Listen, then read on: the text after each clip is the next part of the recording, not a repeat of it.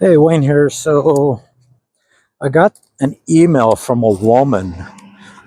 She's up in her age now, but the story she told me was really wicked and not right. So back in 1990, she was about 17 years old, and she um, had a bunch of friends at her high school. And one of the guys that she hung with, that she had known for the last 2 years, because she met him at the high school. Um, she didn't think anything of his bizarre behavior when he was around her. She thought that's just the way he was.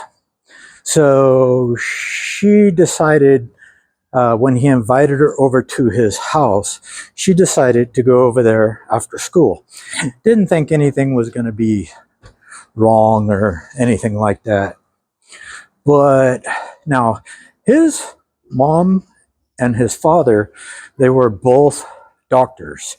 I believe she said the mother was a nurse, and the father was an actual doctor, an MD, and they had their own practice. So they were very wealthy folks, super wealthy folks. And so he invited her over. They got to the house in the afternoon, and he the house that they lived in was a house on a farm, and there was no other homes around it. It was just their home and a couple of sheds around the house, and his room was actually upstairs. So when she went upstairs with him, he had a key, and she thought that was bizarre. And he opened the door to the room, and they both went in. The lights were out, and it was really dark. And he said, "Oh, here, I'll turn on the light." He turned on the light for her and told her to sit in the chair and that he would be right back. So when he went out, she heard the door lock, but she didn't think anything of it. And the room actually had no windows in it at all. She said it was a room, it's almost like the windows were boarded up, but they had curtains in them, but there were no windows there.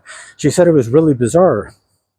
An hour went by, and she tried to get out of the room because she had to use the restroom. And she said she couldn't open the door. And he had actually locked her in the room. And about an hour after that, he had came back upstairs and opened the door to come in and bring her something to eat. And she said, "Hey, look, I don't know what I did to you, but you got to let me go because I got to go home and I got to go to work today." Because she says she worked at a fast food restaurant. So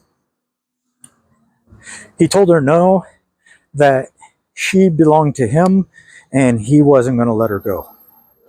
So around 8 o'clock that evening, her parents started getting worried because the job had called and said that she hadn't showed up for her work. So about 10 o'clock that night, they finally had police officers out looking for her. And this happened in Arizona, somewhere in Arizona. She didn't say where in Arizona, but it happened somewhere in Arizona. So around 2 o'clock that morning, his parents came into the house, and she heard them downstairs, like yelling at each other, I guess because they fought all the time. I'm assuming by what she was explaining to me. And so she started pounding on the door and pounding on the door. And finally, the dad came up there and said, "Who in the hell's in there?" And she said, "Let me out. Your son kidnapped me." So finally, they decided, okay, well, let's get her out.